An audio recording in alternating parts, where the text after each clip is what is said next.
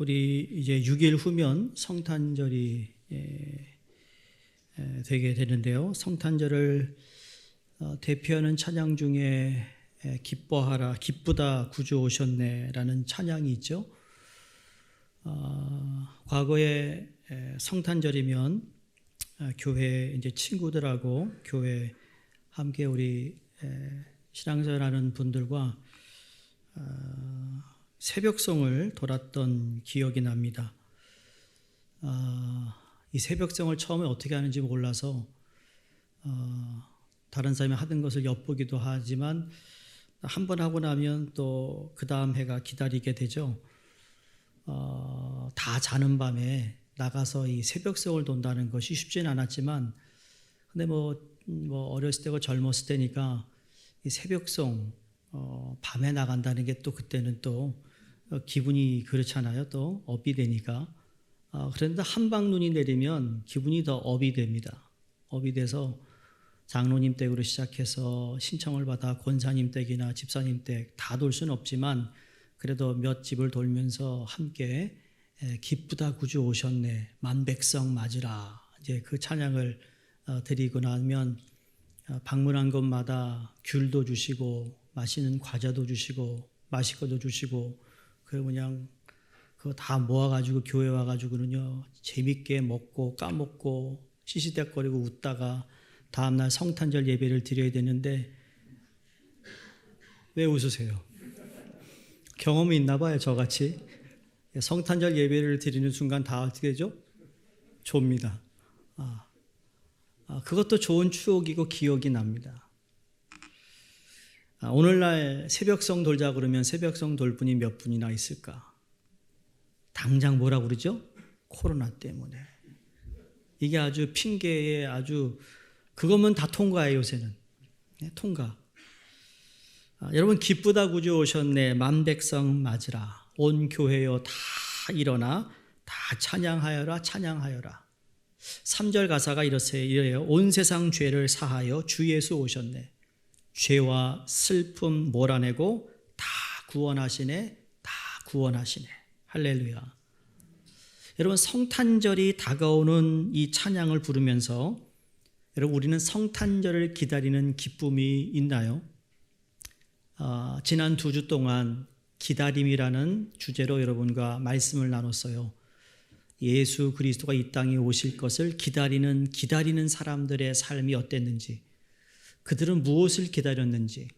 근데 그 기다림의 가장 큰 것은 물론 우리가 잘 알고 있는 구세주가 오시지만, 여러분, 이 성탄절을 통해 주님 우리에게 기쁨을 주기를 원하세요. 성탄절은요 기뻐야 되는 거예요. 성탄절이 기쁘지 않으면 여러분 1년 내내 기쁘지 않다라는 거 기억하셔야 됩니다. 왜냐하면 성탄절은 예수 그리스도가 이 땅에 오신 그 출발부터 그분이 우리를 위해 죽으시고 부활하신 것까지 이어집니다. 지난주에 교회력, 예배력을 말씀드렸잖아요. 그래서 탄생과 고난과 죽음과 부활과 그리고 성령이 오심을 통해 우리에게 남아있는 6개월은 성령님과 함께 동행하는 삶을 살아가는 그 말씀을 드렸어요. 그 기다림, 그 기다리고 기다리다가 정말 나에게 주어지는 그 놀라운 축복은 말로 표현할 수 없을 정도로 기쁜 겁니다. 한국의 EBS에서 다큐 프로그램 중에 감정시대라는 프로그램이 있습니다. 이 감정시대라는 다큐를 통하여 특별 이렇게 기획을 한 것인데, 이 내용이 몇 년 전에 책으로 나와서 많은 사람들에게 관심을 갖게 되었어요. 이 내용에 보면 감정이라는 것은 인간이 지니고 있는 가장 기본적인 마음의 상태다 그랬습니다. 흔히 감정은 내밀하고 개인적인 것으로 여겨져 왔어요. 내 감정에 대해서 아주 이것은 개인적이고 프라이빗한 거라고 생각했어요. 틀린 얘기는 아니죠. 그런데 감정이라는 것은 절대로 혼자서 만들 수 있는 것이 아니다라고 연구 보고에 나옵니다. 혼자 만들 수 있는 게 아니라는 거예요. 그러면 혼자 만들 수 없다면 무슨 이야기인가? 감정이라는 것은 그 시대와 사회를 지배하는 분위기, 그래서 그걸 통하여 배경을 통하여 영향을 받는 것이 나의 감정이라는 거죠. 감정에 굴복이 심한 사람들의 배경을 보면 그것이 그 사람의 혼자의 힘으로 만들어내는 것이 아니라 그 사람이 자라면서 어떠한 환경, 어떤 분위기의 지배 아래 그 사람이 살았느냐에 따라서 그 감정이 표출된다는 거예요.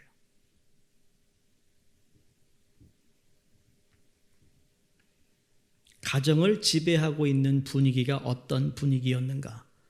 그 배경에 영향을 준다고 합니다. 그러므로 개인이 느끼는 감정의 원인은 사회에 있고 사회 역시 개인의 감정을 발판으로 삼아 구조를 만들어가고 있다라는 말입니다. 이 책에서 지금 살아가고 있는 한국인의 대표적인 6개의 감정을 이야기합니다. 몇 가지요? 첫 번째는 불안감, 두 번째로는 모멸감, 세 번째로는 고립감, 네 번째로는 좌절감, 다섯 번째로는 상실감, 여섯 번째로는 죄책감이라고 합니다. 오늘 한국 사회를 살아가는 이들은 이 6가지 감정 중 하나 이상을 마음속에 품고 있다라는 이야기예요. 어쩌면 지금 이 시간 예배를 드리고 있는 여러분들 가운데에서도 이 6가지 감정 가운데 그 하나, 또 어떤 분들은 그 하나 이상의 감정을 가지고 마음이 편안하지 못하고 초조한 느낌, 상실 또는 좌절감으로 인한 불안한 마음을 지니고 있는 분들이 여기 계실 수 있습니다. 아니면 내가 저지른 잘못에 대하여 책임을 느끼며 죄책감에 짓눌린 분도 있을 것입니다. 이런 감정에 사로잡혀 있다면 여러분, 성탄절이 다가와도 성탄절이 기쁘지 않아요. 여러분, 묻습니다. 성탄절이 기쁘세요?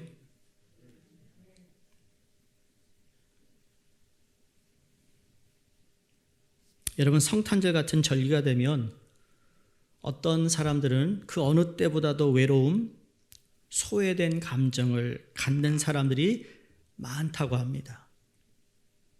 코로나19 델타 변이, 오미크론이라는 변이로 인해 여러분, 고독감에서 벗어날 수 없는 외로운 고립의 시대를 이미 우리는 살고 있습니다. 그전에는 어떤 한정된 부류였다면 지금은 더 많은 사람들이, 이 고립됨이라는 것은 여러분, 어른들만, 성인에게만 오는 게 아니에요.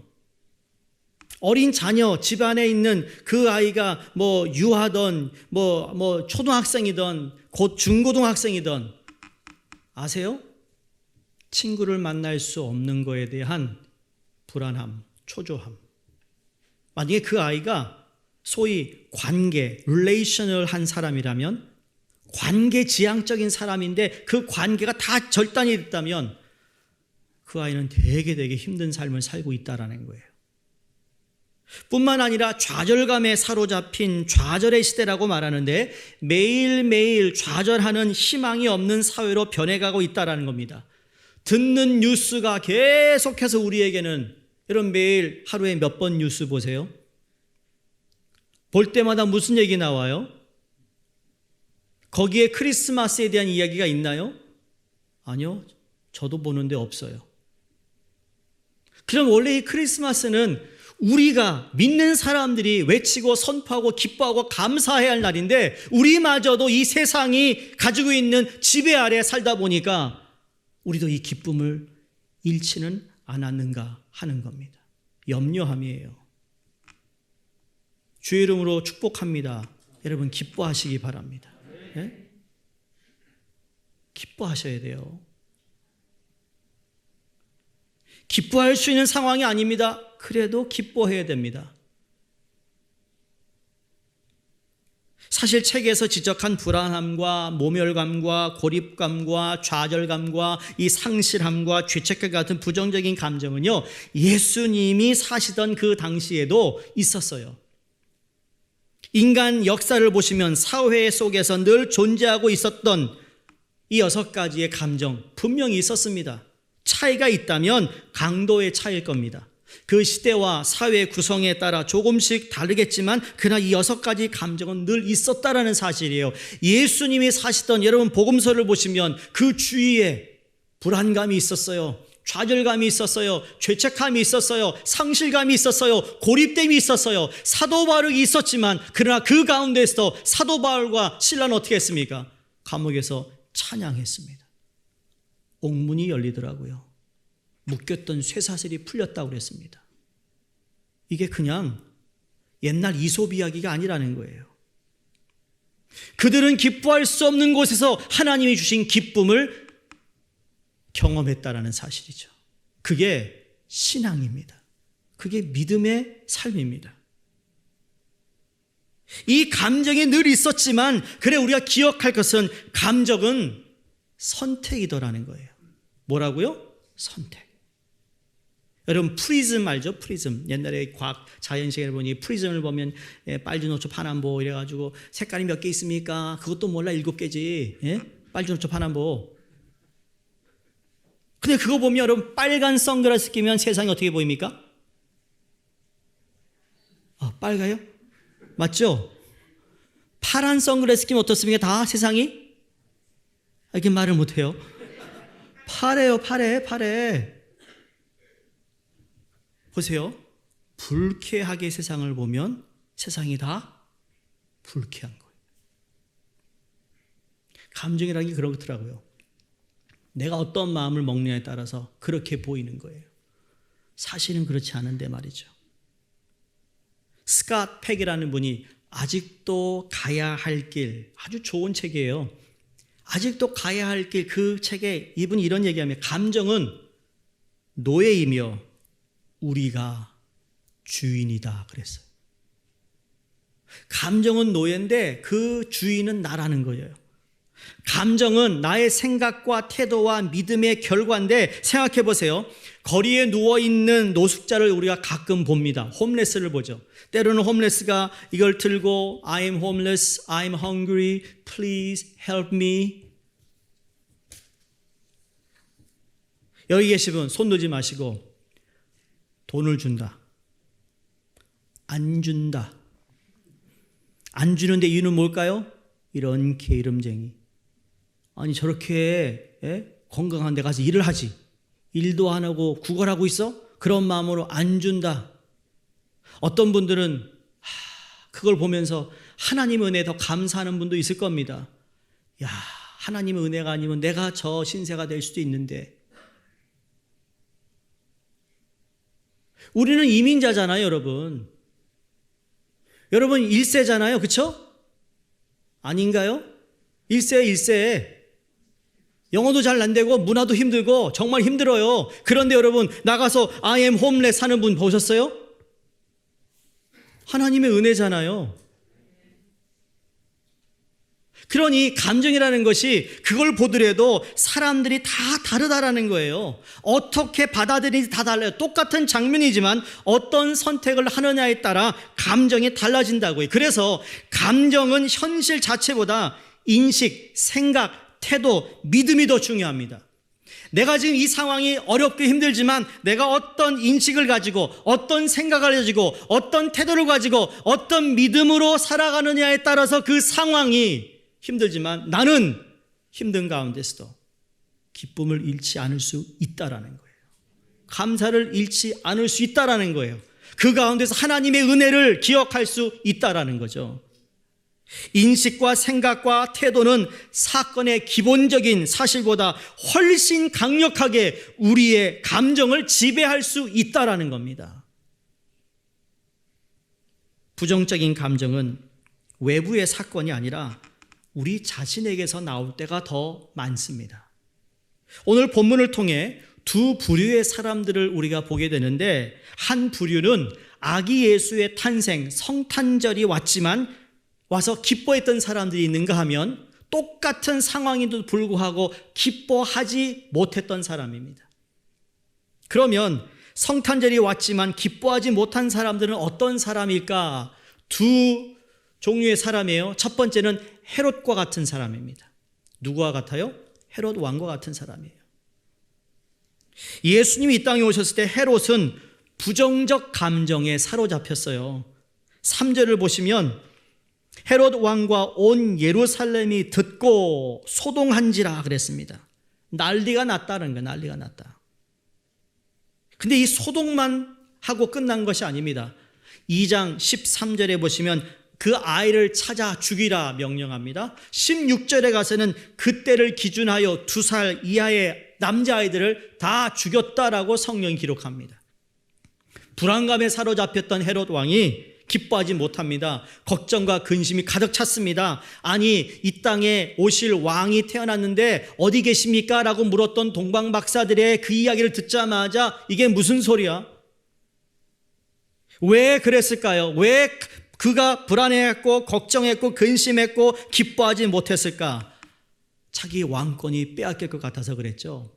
상실감.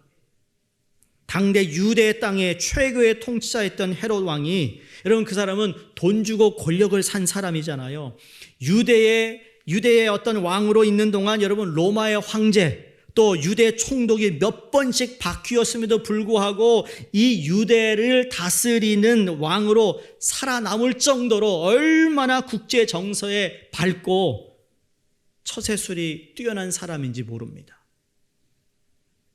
한 나라의 대통령이 바뀌어도 그 뒤에 모든 보좌관이 다 바뀌는데, 여러분 황제가 바뀌고 총독이 바뀌는데도 유다의 왕은 누구예요? 여전히 헤롯 왕이에요. 그 가문이 왕위를 지켜나가더라고요. 이 헤롯 왕은 정통 유대인의 혈통이 아니었어요. 그래서 유대인의 환심을 사기 위해 예루살렘 성전을 건축합니다.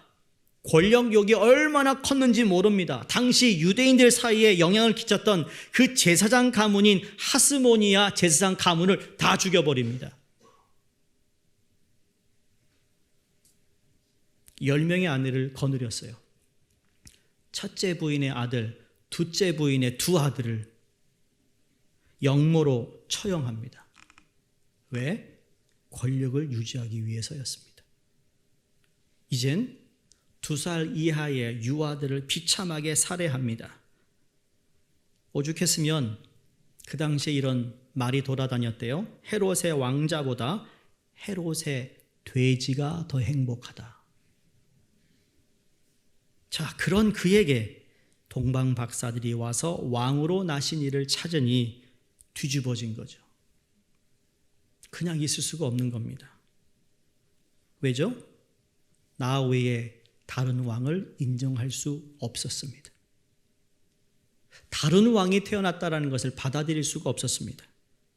예수님을 왕으로 인정하지 않으니까 기뻐할 수 없는 것입니다.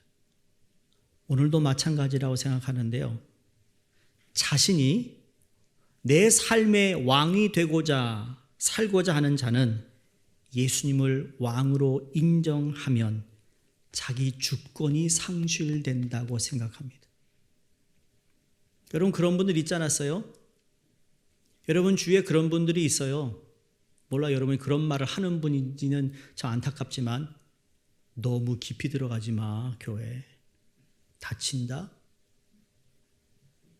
난 그게 무슨 말인지 모르겠어요. 도대체 무슨 얘기를 하고 싶은 거죠?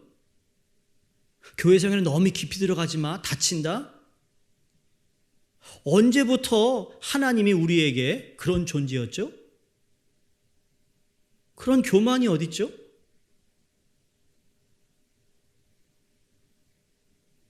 그런 어려움이 있을 때마다 잘 우리는 이겨내야 되고 그게 믿음 생활이야 라고 좋게 얘기한 게 아니라 마치 자기가 다 아는 것처럼 얘기해요. 여러분 그런 말 하지 마시기 바랍니다. 다칠 수 있겠죠. 왜 다칠까요? 그런 말을 하는 사람 때문에 다치는 거예요.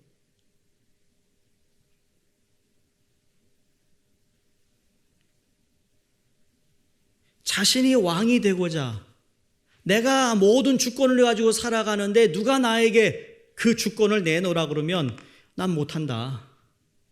그런 사람들이 있을 수 있어요. 또 이런 분이 있습니다. 예수님을 왕으로 모시면 난 이제 자유를 잃어버리는 거 아니야? 자유를 잃어버린다고요? 죄에서 해방을 준 게 누군데? 내 중독에서 해방이 한 게 누군데? 내 근심 걱정에서 나를 풀어준 분이 누군데 더 이상 내 자유가 없어진다고요? 여러분, 그건 모순인 거죠. 즐길 것 못 즐기고 마음대로 살 수 없다고 생각하는 것, 그게 뭐죠? 내 것 내가 마음대로 하겠다는, 내가 왕으로 생각하니까 다른 예수님이 내 삶의 왕이 되는 걸 인정할 수 없는 부분 아니겠어요? 예수님을 왕으로 인정하지 않으면 여러분, 성탄절이 되어도 개인, 가정, 사회, 국가, 여기에는 진정한 기쁨이 없습니다. 우리의 삶은 왜 기쁨이 없을까요? 왕으로 오신 그분이 내 삶의 왕이 되시도록 내어드리면 기쁜데 못 내어드리니까 기쁨이 없는 거 아닐까요? 여러분, 이 세상에 기쁨이 있죠? 잠시 있는 기쁨이에요. 돈 많이 벌으면 잠시, 돈이 있으니까 기뻐요. 새 차 샀어요, 기뻐요. 그때뿐이라고요. 왜 그런지 아세요? 내 차보다 좋은 차들이 굴러다니면 저것도 사고 싶어. 이 기쁨이 없어요. 그 인간이에요, 인간. 왜 우리는 잠시 있을 기쁨을 위해 살아갑니까? 주님 우리에게 잠시 있을 기쁨을 위해 우리에게 오신 거 아닙니다. 영원한 기쁨을 주시기 위해 오셨음을 믿으시기 바랍니다. 또 오늘 본문에 보니까 헤롯과 같은 사람의 옆에 누가 있습니까? 대제사장과 서기관 같은 사람들입니다. 4절에 보시면 헤롯이 동방박사들의 이야기를 듣고 대제사장과 서기관을 불러 유대인의 왕이 어디에서 나겠느냐고 물어봅니다. 이미 이 사람들은 유대인의 왕이 메시아가 어디서 태어날 것을 구약 선지자를 통하여 이미 우리에게 주셨기 때문에 그걸 알고 있는 사람이에요. 정확히 유대 땅 베들레헴에서 태어날 것입니다라고 알려줍니다. 자, 이들은 성경을 알고 있던 사람들입니다. 메시아를 기다렸던 사람들인데 헤롯의 의도를 알면서도 기뻐하지 못하고 고자질을 합니다. 여러분, 이런 사람들을 뭐라고 말하는지 아세요? 이신론자들입니다. 이신론자들은 기독교에 대한 지식을 가지고 있습니다.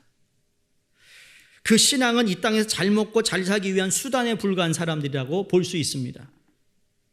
신앙의 기준을, 사람을 구분할 때 여러분, 신자가 있고 무신론자가 있고 그 다음에 이신론자들이 있어요. 근데 이신론자들은 부정적인, 비판적인 이신론자가 있는가 하면 실천적 이신론자가 있어요. 비난을 하는데 비난만 하는 게 아니라 그걸 실천하는 사람들이 있는가 하면 비난하는 사람도 있다라는 거죠. 여러분, 오늘 기독교라는 사회 안에, 기독교라는 이 큰 무리 안에 이신론자들이 있다고 저는 보는 거예요. 기독교인이면서도 기독교를 욕하고 교회를 다니면서도 교회를 욕하는 사람들. 정말 불쌍한 사람들이죠. 기독교는 하지 말든지 그러면. 예수를 믿는 것 같아요, 이 사람들이요. 그러나 그 신앙 지식으로 예수님을 비판합니다. 성경을 너무 잘 알고 있습니다. 교회 생활도 모태로부터 했다고 말합니다. 자기 친구가 어느 목사고 내 친구가 장로고 자신의 아버지 어머니가 뭐 어떤 분이고, 그러나 신앙의 행위는 없습니다. 왕년에 자신도 이런저런 성경 공부해봤고 다 해봤다고 그러는데 신앙은, 생활은 엉망입니다. 신철력이 없습니다. 실제로 이러한 분들은 교회를 다녀도 기쁨이 없는 경우가 많은 거죠. 차지도 않고 덥지도 않는 미지근한 상태. 예수님을 영접할 좋은 기회를 가졌으나 그것을 놓치고 결국 그들의 지식으로 예수님을 죽이는데 앞잡이 역할을 했던 그 당시 사람과 별 차이가 없습니다. 여러분, 유명한 철학자 가운데 니체를 아실 거예요. 신은 죽었다라고 외쳤던 사람이에요. 근데 누가 죽었죠? 니체가 죽었어요. 자, 자기가 좀 오래 살면 뭐를 좀 먹힐 텐데 죽을 때도 그냥 죽지 않았어요. 여러분, 니체도 성경을 잘 알았던 사람이에요. 공산주의 사상을 펼쳤던 여러분 누구죠? 칼 막스도 성경을 잘 알았어요. 사르트게라는 유명한 사람, 그 사람도 자유를 부르짖었지만 자기의 병명이 무엇인지 모르고 아내에게 묻지도 못하고 그냥 세상을 떠나버렸습니다. 유명한 불란서의 그 사상가로 불리는 보르테라는 사람도 죽음에 대한 공포에 몸을 떨며 의사에게 6개월만 생명을 연장해달라고 그렇게 애원하다가 세상을 떠났습니다. 그렇게 비난하고 비판하더니 다 죽음 앞에서는 벌벌 떨며 갔더라는 거죠. 이 모두 그 시대에 냉철하다는 사람들이었습니다. 이런 사람들에게 감각적이고 찰나적인 기쁨은 있을지 모르지만 진정한 기쁨은 없었던 것 같습니다. 여러분, 아기 예수님이 오심을 통해 우리의 영원한 기쁨이라는 건요, 내가 이 세상을 떠날 때도 그 주님 한 분만으로 그분을 만날 마음가짐에, 태도에, 생각에 우리는 얼굴에 미소를 띠고 주님을 만나러 갈 수 있다고 저는 믿습니다. 그게 이 세상이 줄 수 없는 기쁨입니다. 성탄절을 기다리는 기뻐하는 사람은 어떤 사람이었는가? 10절을 함께 읽습니다. 그들이 별을 보고 매우 크게 기뻐하고 기뻐하더라. 아멘. 동방박사들이 뭐라고 했습니까? 그들이 별을 보고 매우 크게 기뻐하고 기뻐하더라.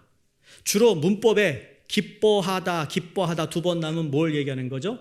강조하고 있어요. 기쁘다. 아우, 기쁘다. 너무 좋다. 그런데 그 앞에 뭐라고 있죠? 크게 기뻐하다 그랬어요. 근데 그 크게 앞에 또 뭐가 있어요? 매우. 무슨 의미일까요? 죽을 것 같아, 너무 기뻐서. 너무, 여러분 그런 말 하잖아요. 너무 맛있어서, 이야, 6.25 사변 이후에 이런 맛 처음 봤다. 이야, 태어나서 이런 맛 너무 맛있다. 가끔 제가 저희 둘째한테 물어보면, 야, 요새 어디가 맛있니 떡볶이가? 그러면 얘기해 줍니다. 어디 떡볶이 맛있다고. 평을 하더라고요. 그래? 내 입엔 안 맞아요. 나는 저기 어디 H에 있는 떡볶이가 제일 맛있더라고. 알기 원하면 나중에 저한테 슬쩍 물어보세요. 거기가 제일 맛있더라고, 나한테는. 근데요, 너무 맛있어서 옆에 있는 사람이 죽어도 몰라. 그게 진짜 맛있는 거잖아요. 저희 할아버지 그러셨어요. 친할아버니, 돌아가신 할아버님이 식사를 하시면서 뭐 식사하면, 야, 이건 말이야, 두 사람이 먹다 한 사람이 죽어도 모를 맛이야. 내가 어느 사이에 그런 말을 하더라고요. 또 나도. 여기 매우 크게 기뻐하고 기뻐하더라. 누가요? 동방박사가. 이건 메다덴이라는 큰이라는 이 크게라는 단어인데 크고 놀랍고 장엄하다는 뜻을 가지고 있습니다. 이루 말할 수 없는 기쁨으로 충만한 상태에 있다라는 것을 표현하고 있는 문법이라는 거죠. 그런데 그렇게 기뻐했던 것이 뭐예요? 구절을 보시면 박사들이 왕의 말을 듣고 갈새 동방에서 보던 그 별이, 그 동방에서 별이 하나 떴는데 그걸 따라왔잖아요. 쫓아왔는데 문득 앞서 인도하여 가다가 악이 있는 곳 위에 머물러 서 있는지라 그걸 보고는 기뻐했다라는 겁니다. 아직 그 왕을 만나지 않았어요. 근데 그 별이 그 베들레헴의 어느 한 곳에 딱 스탑한 것을 보고는 기뻐하고 기뻐하더라. 왜 기뻐했어요? 2절에 헤롯 왕에게 말합니다. 유대의 왕으로 오신 이가 어디 계시냐고 물었어요. 다시 말하면 그 왕을 나로 하여금 따라가게 하시고 별이 왕에게 나를 인도하신 것에 대한 기대감, 기다림, 그 기다림을 통하여 그 별이 딱 섰을 때 기뻐했다라는 거예요.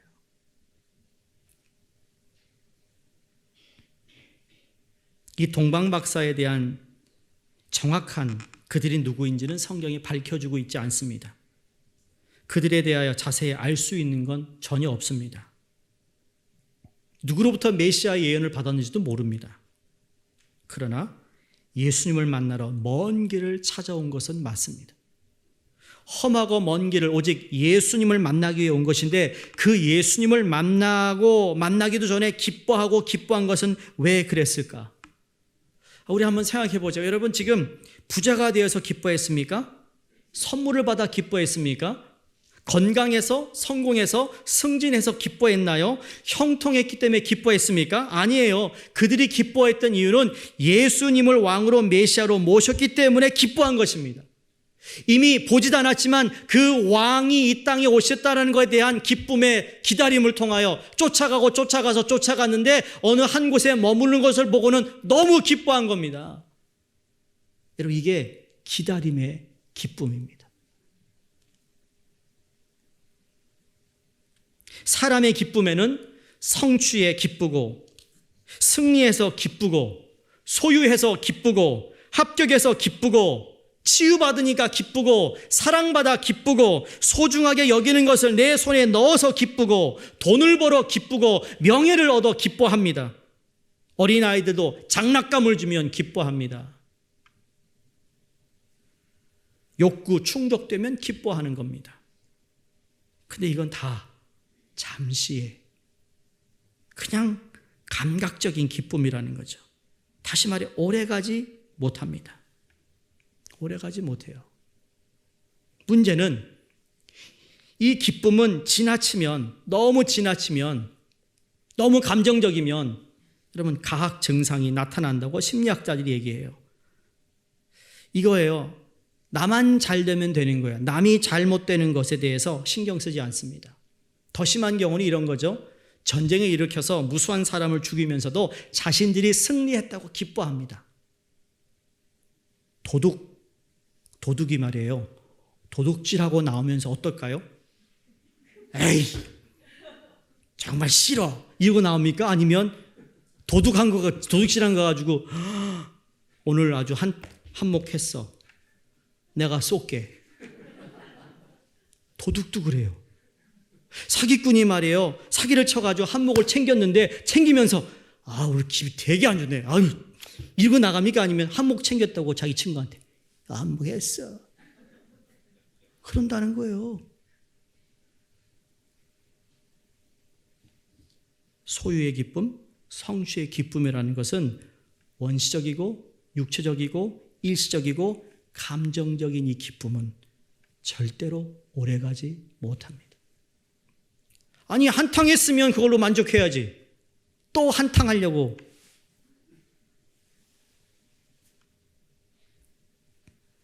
근데 동방 박사들은 메시아 되신 예수님을 만났다라는 한 가지로 기뻐한 줄로 믿습니다. 돈이 생긴 것도 아니에요. 명예가 주어진 것도 아니에요. 권력을 거머쥐거나 하지 않았어요. 기뻐했습니다. 우리 수정교회 성도님들, 여러분, 명예 때문에 신앙을 잃지 마시고, 권력 때문에 신앙을 잃지 마시고, 돈 때문에 신앙도 잃지 마시기 바랍니다. 그것과 비교할 수 없는, 돈으로 계산할 수 없는 메시아 왕이신 예수 그리스도가 우리에게 오셨다라는 그 사실 하나만으로도 우리는 기뻐하고 기뻐해야 될 줄로 믿습니다. 성탄절, 우리는 하나님이 우리에게 허락하신 독생자 예수 그리스도 그 한 분으로 말미암아 그 사실 하나로만 가지고도 우리는 기뻐해야 된다는 겁니다. 2021년이 시작될 때만 하더라도 여러분, 쉽지 않은 한 해를 우리가 살았습니다. 벌써 어느새 여러분 거의 2년이라는 세월을 우리도 모르게 시간이 얼마나 빨리 간지 모릅니다. 코로나 백신이 나오기 전만 하더라도 불안감이든지 두려움이라든지 얼마나 많은 상실감이 있었습니까? 그날 우리가 그런 말 하죠. 앞을 내다볼 수 없는 어두움의 길이었다고. 이 땅에 만왕의 왕으로 오신 아기 예수님이 여러분 그러한 가운데 더 빛으로 오셨기 때문에 밝게 우리를 비춰줄 수 있음을 우리는 확신하고 믿고 감사해야 되는 겁니다.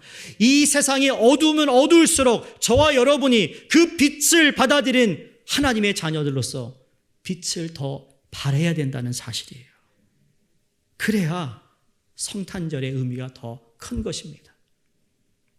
다른 사람은 다 어두운데 나는 주님을 바라보며 주님이 내게 오셨다는 그 사실 하나만 가지고도 기뻐할 수 있다면 세상 사람들은 말을 안 해서 그렇죠. 부러워한다는 겁니다. 아니요, 제발 좀 여러분을 부러워했으면 좋겠어요. 그런 생각 안 해보세요? 내가 예수 믿는 것 때문에 주위 있는 사람이 나를 좀 부러워해 봤으면, 돈이 많아서 부러운 것도 아니고 권력이 있어 부러운 것도 아니에요. 그러나 저 사람이 도대체 무엇 때문에 저렇게 항상 감사하고 기뻐할까? 가끔 말이에요. 연예인들의 소식을 듣잖아요. 연예인 소식을 보면 특히 저희 집사람이 그런 걸 자주 이렇게 보내줍니다. 이 사람이 기독교인이었나 봐요. 그러면 기분이 좋아요. 이런 사람이 기독교인이네. 그럼 제 생각에 딱 돌아. 이 사람 어떻게 저 미국 안 오나?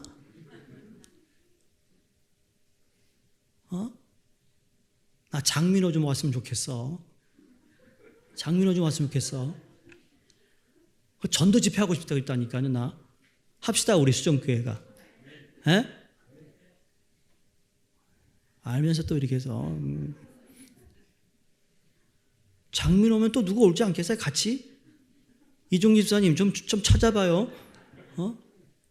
그 한 사람 오면은 게임 끝. 아마 바깥에 스크린까지 해놔야 돼요. 그러니까 여름에 해야 돼요. 여름에. 여러분 그 한 사람 때문에 달라지는 거예요. 분위기가. 여러분도 그런 이미지를 하나님께서 주셨다라는 거예요.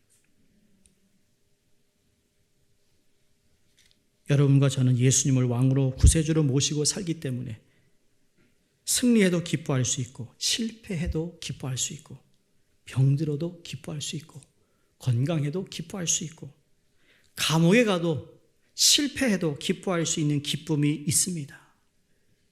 단순한 육신적 기쁨이 아니라 영혼의 기쁨이고 외적인 기쁨이 아니라 내적인 기쁨이고 맑은 날이 흐린 날이나 언제든지 기뻐할 수 있는 기쁨 말이죠. 영원한 기쁨입니다. 죽음을 이기고 승리하신 예수님을 만난 기쁨, 이 기쁨은 죽음도 뺏어가지 못했습니다. 성경에 보면 요한복음 20장 20절에 제자들이 예수님, 부활하신 예수님을 만난 후 이렇게 고백합니다. 이 말씀을 하시고 손과 옆구리를 보이신 제자들이 주를 보고 어떻겠습니까? 기뻐했습니다. 부활하신 주님 그를 보고 어찌할지를 몰랐습니다. 너무 기뻐서.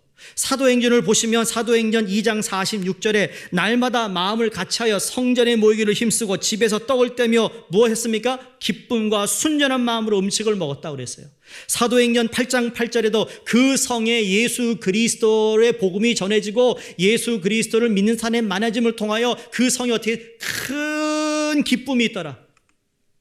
사도행전 13장 52절에도 제자들은 기쁨과 성령에 충만하니라. 안디옥으로 쫓겨나가는 능력을 받으며 그렇게 힘든 생활을 하고 있는 그들에게도 기쁨이 충만했다고 사도행전 5장 41절에 말합니다. 그 이름을 위하여 능력받는 일에 합당한 자로 여기심을 기뻐하면서 공회 앞을 떠나니라. 야, 너희들 왜 자꾸 예수 그리스도를 증거하는 거야? 감옥에 넣어버릴 거야? 그런데도 그래 마음대로 해라. 내게 있는 기쁨을 아무도 빼앗아갈 수 없었어요. 누를 수 없었어요. 억압할 수 없었어요. 여러분 그 기쁨을 아기 예수님이 오심을 통해 우리에게 허락하셨어요. 사도 바울이 감옥에서 만일 너희 믿음의 재물과 봉사 위에 내가 나를 관저로 드릴지라도 나는 기뻐하고 너희 무리와 함께 기뻐하리니. 왜 그렇습니까? 부활하신 주님을 만났기 때문이라니까요. 이것은 소유의 기쁨 정도가 아니라 도덕적으로 베푸는 것으로 오는 기쁨이 아니라 존재의 기쁨이요 영적인 기쁨이요 하나님께서 주시는 신령한 기쁨입니다. 한번 하나님의 아들이 되고 딸이 되면 영원한 아들이고 영원한 딸이 되어 천국에 이르도록 그 어떤 것도 이 기쁨을 빼앗아가지 못하는 것입니다. 그런데 여러분이 기쁨이 지금 상실했다면 빼앗긴 것을 찾아오셔야 합니다. 찾아오세요, 여러분. 여러분의 악기는 뭔가를 잃어버렸어요. 그럼 어떡하죠? 찾습니까? 안 찾습니까? 에이 뭐 괜찮아. 그렇습니까? 핸드폰 하나도 내가 잃어버리니 핸드폰 어디 갔냐고 난리 납니다. 이 기쁨을 영원한 기쁨을 빼앗겼다면 이번 성탄절에 다시 여러분 회복하시기를 주의 이름으로 축원합니다. 데살로니가 전서 여러분 3대 지침이 있잖아요. 신앙의 지침을 말합니다. 항상 기뻐하라, 쉬지 말고 기도하라, 범사에 감사하라. 저는 이게 우연이라고 생각하지 않습니다. 사도 바울이 범사에 감사해라, 쉬지 말고 기도해라, 항상 기뻐하라 이렇게 쓸 수도 있겠지만 그렇게 쓰지 않았습니다. 뭘 먼저 했었어요? 항상 기뻐하라. 그 기뻐하는 사람이 그 태도, 그 자세로 살아갈 때 쉬지 말고 기도할 수 있는 거죠. 그 기도하는 사람은 감사할 수 있는 거예요. 그만큼 기쁨이 중요한 거예요. 감사도 중요하고 은혜도 중요한데 이 기쁨, 성탄절은 joyful이에요. 기쁨이에요. 세상이 다 뺏어갔다니까요, 이 기쁨을. 저는 광고를 보면 광고를 그냥 보지 않잖아요. 광고를 유심히 보면 저게 무슨 메시지를 주는가. 이 월마트가 말이에요. 좋은 걸 뺏어갔어. 왜 우리는 그런 문구를 못 만들까, 좀 미리. 여러분, 월마트 마지막 딱 두 단어가 뜹니다. joy, 그 다음에 fully. 이게 joyfully예요. 근데 joy가 가득 찬 거예요, 지금. 두 단어를 쓰고 있어요. 그걸 왜 내가 생각을 못했지? joyfully 우리가 먼저 써서 패턴을 해가지고 월마트 못하게 해야 되는데 그런 생각하신다니까요. 내가 교회 거, 우리 거, 주님 주신 거 찾아야 됩니다. 단테의 신곡이라는 책이 있습니다. 도전해 보세요, 여러분. 단테의 신곡. 이거 엄청난 양의 책인데 이게 한 10년 넘게 쓴 책이에요. 단테가. 여기 지옥의 단계가 있어요. 1단계에서 9단계까지고 천국도 1단계에서 9단계 있는데 그거에 따라서 무슨 죄 때문에 지옥 가는지가 쫙 설명되어 있습니다. 대단해요. 근데 맨 밑바닥에 깔려 있는, 제일 처음 밑바닥에 깔려 있는 그 밑바닥에 지옥에 간 사람들에게 묻습니다. 무슨 죄를 짓고 여기에 왔느냐고 묻습니다. 이 책에 그 지옥을 안내하는 사람이 이렇게 얘기합니다. 다른 죄가 아니고 이 사람들은 세상에 살 때 믿는다고 하면서 기쁘게 살지 못하고 늘 우울하게 한숨만 쉬며 산 죄 때문에 여기에 왔다 하더라는 거죠. 신앙인이란 기뻐하는 겁니다. 사랑하는 우리 수종교회 성도님들, 다시 말씀드립니다. 성탄절은 기쁨의 날입니다. 우리에게 오신 아기 예수님을 기쁨으로 맞이하시기를 주의 이름으로 축원합니다. 성탄절이 다가오고 있는데 예수님을 왕으로 모시면 모든 두려움, 불안감을 벗어나 참 기쁨을 누릴 수 있습니다. 예수님을 구세주로 모시면 모든 모멸감에서 벗어나 참 기쁨을 누릴 수 있습니다. 예수님으로 기쁨을 회복하는 저와 여러분이 되시기를 주의 이름으로 축원드립니다. 기도하겠습니다.